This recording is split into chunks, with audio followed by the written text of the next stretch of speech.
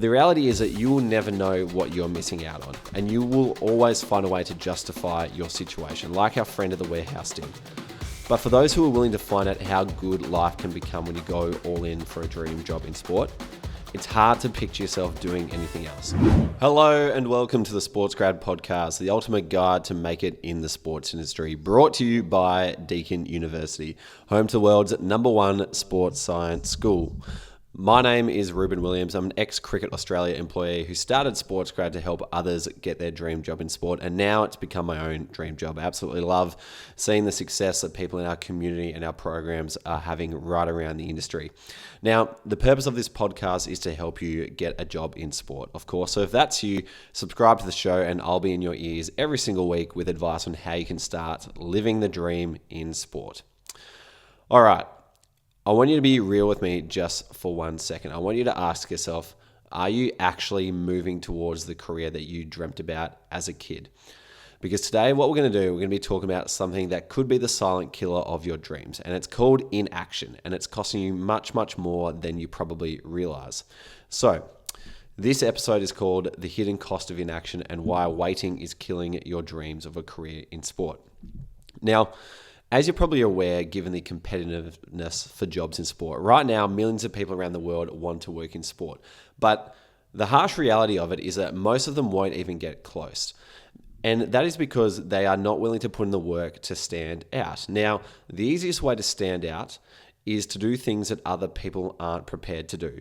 And so therefore, it's the people who are, prepared to put themselves out there and grow a personal brand on LinkedIn. Those who are prepared to create opportunities by spotting problems that others miss. Those who are prepared to attend networking events and stay top of mind months later. Those who are prepared to take the time to learn how to sell themselves effectively. Those are the ones who land dream jobs in sport, and they're the ones who end up on a much sharper trajectory in their career for a long, long time. But if you are the kind of person who kind of just stays where they are, sits back and says, I want a job in sport, but I'm not going to reach out, or I'm not going to post on LinkedIn. That's not really for me. Or, I've got an idea. I can see how it could be helpful, but I'm just going to keep it to myself. Or, I can talk pretty well, but I'm not going to learn how to sell myself super effectively. Then the hard truth for you is that you are making it almost impossible to break in, because there are people who are prepared to do that and they are getting the jobs instead of you. That is just a fact. And recently I was speaking to a guy who he's been trying to break into sport for more than 4 years. I've known this guy for a long time now. He's in his late 20s, and most recently he's been handed a pretty cushy job through a family connection, just kind of working in the supply chain side of the family business. And, he said to me, look, the money's good, the hours are fine, and I'm starting to get some stability and just kind of, life's starting to settle down a little bit here. But I could hear it in his voice that he knew that, the dream that he had 4 years ago was starting to slip away. But for him to try and resurrect it now, given the comfort zone that he had relaxed into, it would be like trying to pull his feet out of the concrete. And so over the years, I've seen time and time again that there are typically two types of young professionals who go for a career in sport. Number one, there are the go-getters, the ones who are like, yep, I'm going to do whatever it takes to get this dream job in sport because I can't imagine myself doing anything else. Career is important to me. I want that fulfillment. And when you're fulfilled in your life, it kind of has an impact on the rest of your life as well. And then you got the lurkers, the ones who are like, yeah, I would like a job in sport. I could do this, but not really prepared to throw myself all in. And so this episode is for the lurkers because I want you to wake up to what lurking is really costing you. Quick one. Have you got your eye on a future in sport? If you're ready to transform the industry, then perhaps get ready to study with Deakin and prepare yourself to redefine what it means to work in sport. That's what I did at least. Deakin School of Exercise and Nutrition Sciences is ranked #1 in the world. Pretty cool, hey? So if you want to turn your passion for sport into an impactful career, get ready to push the limits of exercise science, sport coaching, sport development, sport management, nutrition sciences, physical education, and more. You can do it all at Deakin. Apply now and study at Deakin University. Let's dive in. We're going to find out the 5 brutal ways that inaction is draining your future without you even realizing it. The number one thing that it is costing you is the pain of regret is worse than failure. So most people think they are staying safe by doing nothing. But really, the pain of regret is 100 times worse than the pain of failure. For example, failure hurts in the moment. So let's say you tried to send a LinkedIn message to someone in sport, they didn't reply to you, you feel that rejection, that hurts in the moment. But regret lingers for life. And so for the guy who I mentioned earlier who's like, I'm just going to leave it all behind me, he's got to live with that for the next 40 years. And I talk to friends of my parents and my friends' parents and all them. And when I tell them about SportsGrad, they're like, I would have loved to do something like that when I was younger. I would love sport. I thought about going into it, but I got a corporate job and it paid pretty well, and then I had a wife and kids and a mortgage, and it's just kind of slipped away, and that kind of became my life. But they still talk about it. And so regret lingers for life, but failure hurts only in the moment. And so I've met dozens of people who say to me later, I wish I'd applied, I wish I'd backed myself, I wish I'd sent that message. But for the go-getters out there, the ones who are, living in their dream job, fulfilling their potential, not once have I heard them say, I wish I played it safe. And even for me personally, I've got examples of this in my career where I got into Cricket Australia and beyond that, but even starting a business as well. One of the reasons why I took the jump to start SportsGrad was because I was 26 years old, COVID had just happened, and there was an opportunity to do something different. And I just said to myself, if I don't give this a crack now, I'm never going to let go of it. And so that pain of regret was far stronger than, the potential pain of failing. I kind of said to myself, look, if this falls over, maybe I'll waste, 5 to 10 grand trying to get it set up. Maybe I'll waste, a few months trying to have a red hot crack of it. Maybe I'll look like an idiot trying to put myself out there for a few months. But I was like, you know what? If I don't do that, it's going to live with me for the rest of my life. And who knows where it could go. And we're still here almost 5 years later. So if you're scared of failing, just remember that doing nothing is actually failing. And you're always going to feel some sort of pain. It's either you feel it in the moment when you fail, or you feel it later when you regret. It's like choose your hard. Both are difficult. You just got to make a decision which one you're prepared to live with. Now, the hidden cost of inaction, number 2.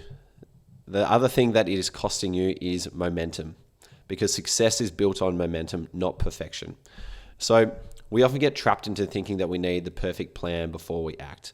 But the reality is you don't need the perfect plan. You just need to start moving. And that is because momentum gives you clarity. When you take action, what it does, it creates feedback loops. And those feedback loops give you confidence. They allow you to see the field for what it really is and give you a full understanding of what you need to do next.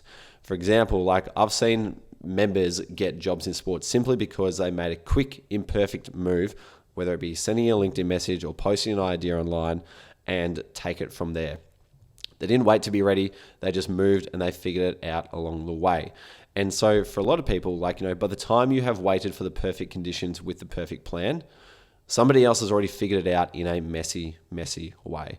So, and even for myself, growing a personal brand on LinkedIn has been a big thing for me for a long, long time, but I never knew how to do it perfectly. And so over the course of the last 4.5 years, I've posted over 2,000 times on LinkedIn. And when I got going, I didn't really know what I was doing. I was just chucking stuff out there, trying to see what works. And I would just try and learn from, the responses that I was getting along the way. And so I would track all my different LinkedIn posts in a spreadsheet. And I remember after, it was about 2 years of posting, I had about 400 bits of data to go off. I then sat down and started to analyze it, and then thought, okay, based on all the data I've got here, what is the best way to start growing my LinkedIn from here? And that's when I could be a bit more strategic about it. But I would never have figured out what worked had I not just got started and just thrown a whole lot of stuff out there to collect the data to understand what works. It's the same with finding career direction too. You never know what job is fit for you unless you try a lot of things, unless you talk to a lot of people, or even unless you listen to a lot of SportsGrad podcasts, because you get the information very quickly that way. So you are better off just figuring out it along the way and getting that momentum, because that is going to give you the clarity. So waiting for perfect is a perfect way to stay stuck. Now, number 3 thing that it is costing you, that inaction is costing you. It is costing you the conditioning of being in this state of fear all the time, because every decision you make, even if you do nothing, conditions your brain to do something the same way again. It's like the way you do one thing is the way that you do everything. Now, you're either training yourself to do courageous things and be brave and put yourself out there, or you're training yourself to be fearful and be timid and stay in your shell and kind of stay where you are. So when you take action, your brain learns how to do the hard thing. But when you hesitate, your brain learns to doubt itself. So if you think about, someone who's bold, they weren't born that way. That was a muscle that they built time and time again by choosing action over fear. And one of my favorite books, as many people know, is Atomic Habits by James Clear. And he says, every action you take is a vote for the type of person you want to become. And so, for example, back in the day, that used to be, when I wanted to grow a career in sport, I would tell myself, well, I'm going to be the kind of person who builds a personal brand on LinkedIn. I'm going to be the kind of person who reaches out to professionals and asks all the dumb questions. And by doing that, it just became a part of who I am. At first, yes, people said to me, particularly my friends, they were like, why are you networking? And why are you posting on LinkedIn? Why do you care about your career so much? And now they're coming to me for career advice. So eventually, perceptions of what you're doing shift and people admire what you're doing. And it is hard to get started, but it changes. But every single action you take is a vote for the type of person that you want to become and a vote for the type of career that you want to build. Now, for me recently, one of the most impactful things that I have done for myself and for SportsGrad was get a business coach and join this business coaching program, which involved attending a mastermind event in Austin recently. Because I was listening to one podcast one day and they said that, Roger Federer had a coach right up until the end of his career. One of the greatest players of all time still had a coach, still wanted to get, still needed help. And I was like, look, I want to build the best possible business that I can. And I obviously don't know all the answers. I think I'm capable at some things, but there's always more that I can learn and there's always feedback that I can receive. So, if it's good enough for Roger Federer, then it's good enough for me. And so just by taking the action of enrolling myself in this business coaching program, that in and of itself filled me with confidence because it kind of reinforced the kind of person and founder / entrepreneur that I wanted to become. And even by going to this mastermind over in Austin, I was like, that's another vote for the kind of founder that I want to become. Someone who says, I don't have all the answers. I'm willing to invest in myself and surround myself with people who are a couple of steps ahead of me and get expert advice because I know that, that is what's going to propel myself forward. And another example came last year when my mum my mum gave a speech on my 30th birthday, and the theme of her speech, I've got it here. She wrote it down on paper and gave it to me. And the theme of her speech was Reuben's rules for a really ripper life. And so coming back to the point of the way you do something is the way you do everything. And so mum's rules for me, number one is do your best. Try really hard. Run like you're in the Olympic marathon. Unless you have pain written all over your face, you're not trying hard enough. And this was the way he made SportsGrad successful. We are so proud of everything you've achieved with it so far. And so if you look at me, if you see any photo of me running a marathon, what mum said there is true. I am in the absolute hurt locker. My face just looks like I'm dying. But I love those moments at the end of a half marathon or marathon where I'm at my absolute limit here. There's no more I can give, but I'm not taking a step back. And that is how I try to approach everything. So the way you do one thing is the way you do everything. And every moment that you show up in the world for your career is a vote for the person that you want to become and the type of career that you want for yourself. Now, number 4, the fourth thing that inaction is costing you is the standards that define your life. Because we all live at the level of our standards, not our goals. So if you accept comfort over growth, you're going to live a life of mediocrity. Okay, so the fourth thing that inaction is costing you is the standards that define your life. Because we all live at the level of our standards, not our goals. Anyone can set a goal, but few people can live to a certain standard. So if you accept your comfort over growth, you're going to live a life, you're going to live a career of mediocrity. So raise your standards and your behavior has to rise to match it. Now, I've seen people elevate their lives simply by deciding like, I'm done settling for the average effort. They moved differently, they spoke differently, they showed up differently. For example, like there was one particular guy up in Sydney, SportsGrad fellow called Pat McGregor. And he was working in the warehouse for this retail brand. He was in a relationship, he had a mortgage, but he hated his career. And he just said to himself, like, no, I deserve better than this. I want more than this for my life. And so what he did is, despite all the obligations he had going on in his life, is he quit his job with nothing to go to and just said, I'm going to figure it out. And with that fire in his belly and literally like, the financial burden kind of hang over his head, you bet he moved rapidly to fill the void. He ended up landing his first job in sport after that. And so, but for Pat, just by raising his standards in that moment, changed his life forever, because he went on to another job in sport and another job in sport, and now he's on a different trajectory compared to the trajectory that he was on back when he was working in the warehouse. So, when you raise your standards, your career cannot stay in the same place. And so, I'd encourage you to think like Pat and think about how can I raise my own standards and start to take action on that as well. Now, the fifth and final point that inaction is costing you is the power of proximity to the right people, because we all know that you are the average of the people that you spend the most time around. And if you are around lurkers, you're going to stay a lurker. And if you are around go-getters, then you are going to become a go-getter. And so environment helps you beat willpower every single time. For example, like, if you wake up in the morning, you're like, I just can't be bothered today. Or, if you're at workplace or you're hanging out with friends and you're like, I know I really need to be doing something else right now, or I want to go send that message, or I want to go apply for that job, or I want to, see if I can create an opportunity over here. Every single time you have that thought in your brain, it requires willpower to do it.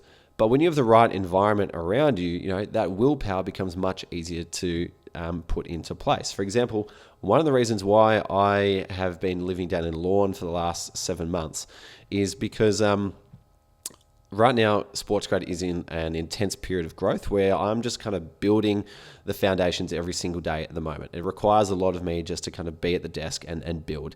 And so, I've got my desk set up here. And so on the days where I'm like, I just can't be bothered doing anything anymore, it's like, well, there's nothing else to do. I can't walk to the shops, can't walk to a cafe, I can't walk to go see my friends. It's literally just my desk. So I just walk across, sit at my desk, and I build a bit more of it.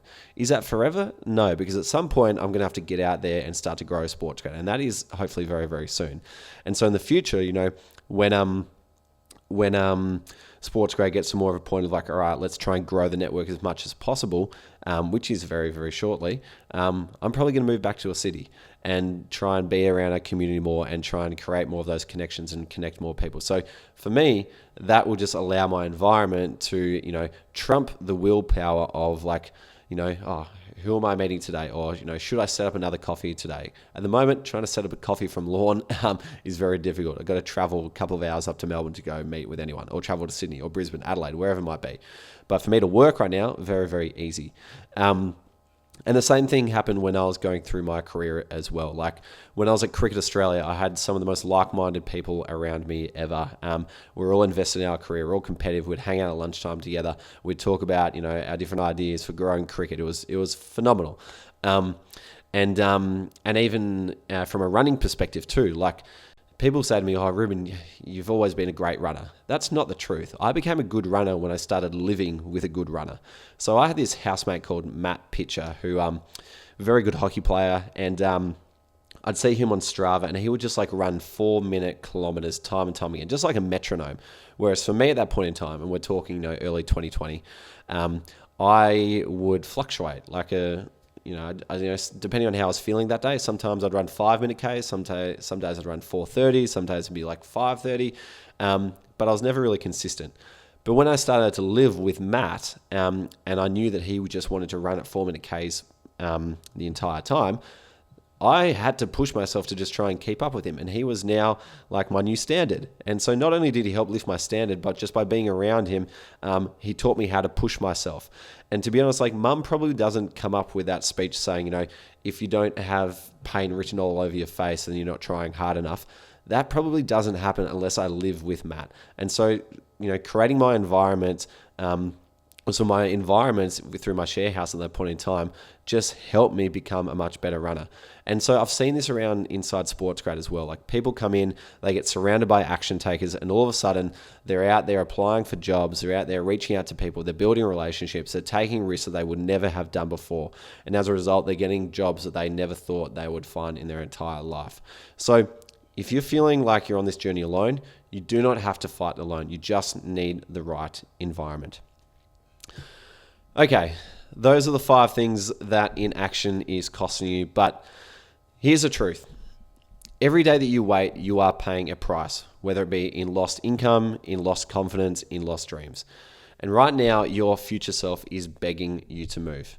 But the reality is that you will never know what you're missing out on, and you will always find a way to justify your situation, like our friend at the warehouse did. But for those who are willing to find out how good life can become when you go all in for a dream job in sport, it's hard to picture yourself doing anything else. So before your head hits the pillow tonight, I want you to go out there and send that DM, apply for that job, book that event ticket, do whatever it takes, because your dream life is on the other side of action. Till next time, go get them. Hey, last thing before you go. Everyone knows the sports industry is super competitive, so you might want to keep this to yourself. But every Monday, I send out an email called Shortcuts by SportsGrad. It takes 5 minutes to read, and it gives you everything you need to get an edge over other job hunters on a silver platter. Here you'll find exclusive job opportunities, networking events, and premium resources to get ahead. Again, it takes less than 5 minutes to read, and it's designed to help you get ahead and stay ahead. So if you want to receive the next one in your inbox, head to sportsgrad.com.au/newsletter. But as I mentioned, competition for jobs in sport is red hot, so perhaps keep this to